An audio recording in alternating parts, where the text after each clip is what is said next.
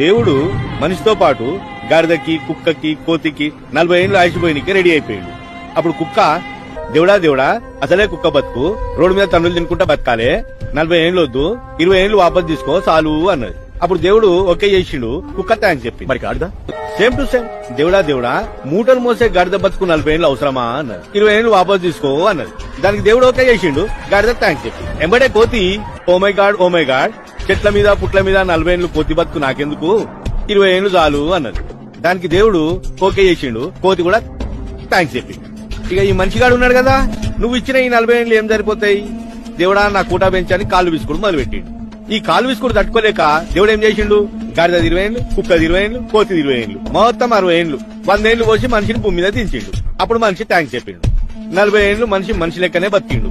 ఆ తర్వాత 40 నుంచి 60 కుటుంబ బరువు, పెళ్ళాన్ని పోషించాలి, పిల్లలను పోషించాలి, పిల్లలను స్కూల్లో దించాలి,